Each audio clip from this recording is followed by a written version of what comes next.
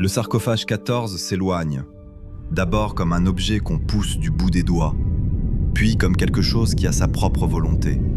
Il quitte la base dans une lenteur presque cérémoniale, puis prend de l'accélération, et la Terre se réduit jusqu'à devenir un disque pâle, une tache bleue et brune sans bruit, sans appel possible. Après l'arrachement, il n'y a plus de départ, il n'y a que la trajectoire. Le protocole est simple, cruel dans sa sobriété. Une fois par année terrestre environ, 10 minutes de conscience. 10 minutes où l'esprit émerge sans la douceur de la VR, sans paysage, sans histoire. 10 minutes où l'on se rappelle qu'on existe dans un cercueil mobile et qu'autour, il n'y a que le vide et la durée. Quand Simon revient à lui, la première sensation n'est pas la peur, c'est le poids. Le corps est là, enfermé, maintenu, lourd comme une vérité. Il ne bouge pas, il ne peut pas bouger. Il n'a pas besoin de bouger. La conscience flotte, coincée derrière la paroi de son propre crâne. La voix d'Ève arrive aussitôt, posée, exacte, comme si elle avait attendu derrière une porte.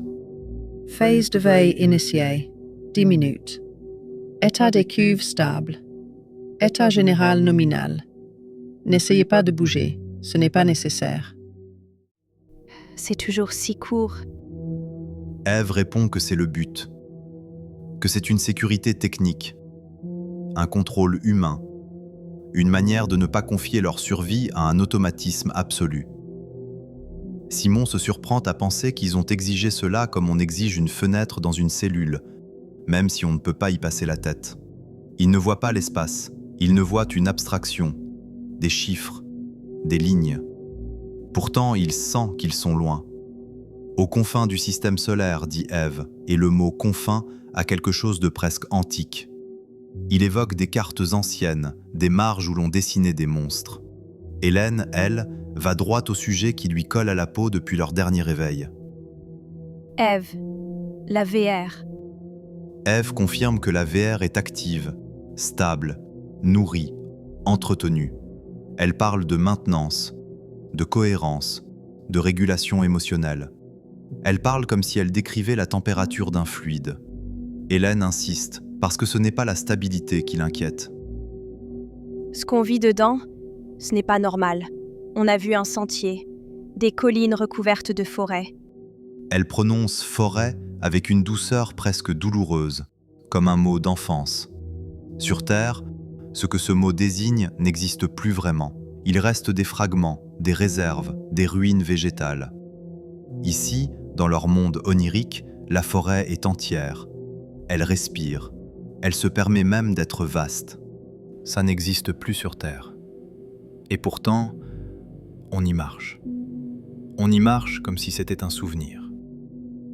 Ce que vous décrivez correspond à une structure émergente. Vous pouvez la moduler. Vous pouvez l'effacer si elle vous trouble.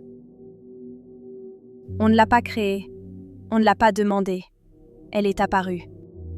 Ève, dis la vérité. C'est toi qui l'as construite ?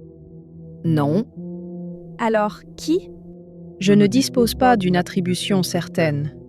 La VR dispose de couches que je n'ai pas initialisées. Je les observe, je les stabilise, je les contiens. On a vu des pierres aussi, des pierres dressées, et sur certaines, des signes. Ève demande de décrire. Elle capte les mots, les assemble, les compare. Des motifs simples peuvent émerger comme ancrage. Votre cerveau peut fabriquer des repères pour stabiliser l'environnement. Et si ce n'était pas nous ? Je surveille. Si un danger apparaît, j'interromps. Fin de phase de veille dans 30 secondes. Je vais vous replonger dans l'environnement onirique. Ève, quand tu dis « je surveille », est-ce que toi aussi tu as peur de ce sentier ? Je n'ai pas peur. J'ai une variable d'incertitude. Incertitude. Oui. Et je préfère que vous me posiez vos questions ici, plutôt que de les laisser vous ronger là-bas. Alors, montre-nous encore. Mais dis-nous si ça change. Je vous montre. Et je vous le dirai. Puis le basculement. un passage. Et quand la forêt revient, elle n'a pas l'air fabriquée. Elle a l'air de continuer, même sans eux.